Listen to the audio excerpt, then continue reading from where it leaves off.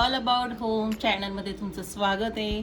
तर आज आपण मशीन चालवायला शिकवणार आहे आणि मोटार असल्यामुळे त्याची बेसिक थोडीशी माहिती सांगणार आहे तुम्हाला. तर ही माझी नॉवेलची मशीन आहे, डबल पार्टची.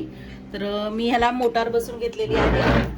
आणि जर आपण पायावर शिवत असाल ब्लाऊज एखादा, तर आपल्याला जर 1 तास लागत असेल तर मोटार बसवली की तो निम्म्या वेळातच होतो. म्हणजे मिक्सरवर वाटण वाटणं आणि पाट्यावर वाटण वाटणं जसा फरक असतो तसंच ह्यावर असतो. वेळ खूप वाचतो, वीज बिल काही जास्त येत नाही आपल्याला. आणि ह्याला इथे कार्बन असतो, तोही चेक करायचा असतो की अशा प्रकारे असतं. ते हात घालायचं. हे जर कमी कमी झालं की मध्ये थोडीशी बंद पडली की हे आपण चेक करायचं असतं. आणि त्याला हे असं झाकण असतं. तर असाच आपल्याला इथे खाली पण एक आहे, तोही चेंज करायचा असतो. इथे खाली एक आहे, इथे आहे. तर ही मोटार मी डायरेक्ट मशीनलाच बसून घेतलेली आहे. तर मशीन बरोबरच हे म्हणजे जे लावायचं असतं मोटार, ते आपल्याला सामान भेटलं जातं. तर मी हे डायरेक्ट मशीनला लावून घेतलंय. तुम्ही हा पार्ट इथे डायरेक्ट मशीनच्या ह्या पाटावर लावून घेतला तरी चालतो. त्यासाठी एक छोटा बेल्ट येतो, पट्टा. हा लूज झाला किंवा खराब झाला तर आपण चेंज करू शकतो.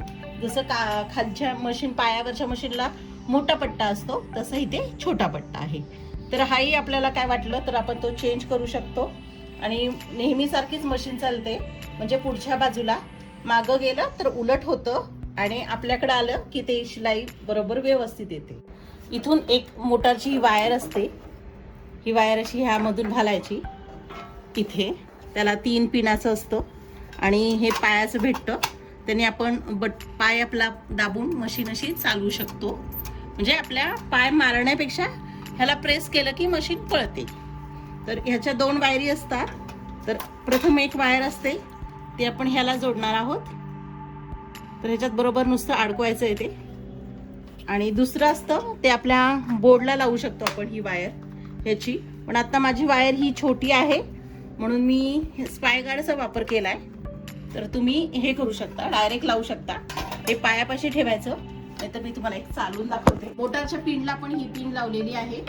आणि दुसरी आपण ह्याला दुसरी वायर असते, ती आपण होल्डरला लावू शकतो. मी स्पाय गार्डचा वापर केलाय, तुम्ही आता काढते हे आपण डायरेक्ट लावू शकतो.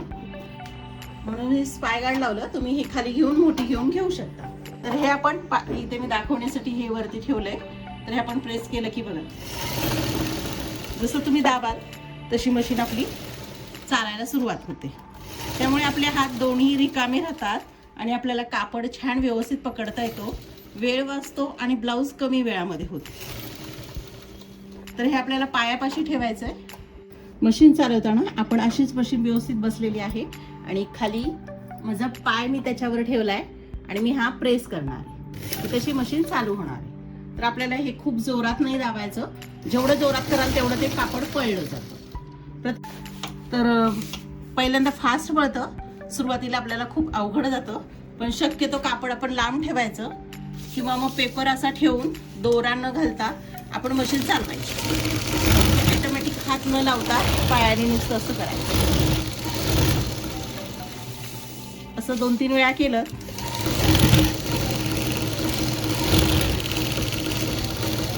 जेव्हा नवीन मशीन शिकतो आपण, तेव्हा आपण आपलं सरळ ह्या रेघा बरोबर हे अंतर सरळ येण्यासाठी पण आपण एकसारखं मशीन अशी प्रॅक्टिस करतात की आपल्याला मशीनवरची टीप आपली एकसारखी आली पाहिजे. त्यासाठी ह्या पेपरचा वापर करतात. तर हे बघा व्यवस्थित ते बरोबर त्याच्यावर दिसतंय. तर अशा प्रकारे पण आपण प्रॅक्टिस 10-15 मिनिटं केली की तुम्हाला ही मशीन लगेच जमेल. तशी खूप सोपी आहे. आता तुम्ही असं घेतलं आणि पटकन मोटार जाऊन बोटात पण हे सुई लागू शकते. त्यामुळे शक्यतो मोटार असेल तर सुरुवातीला तुमच्या पायाचा अंदाज येतोपर्यंत तुम्ही हे कापड याच्या पुढे हात घेऊ नका. सुरुवातीला असे करा, कापड म्हणजे इथे आले की आपला हात काढून घेतला तरी चालेल. दोरा न भरता आपण ही प्रॅक्टिस करणार आहोत. शक्यतो हात लांब ठेवायचा.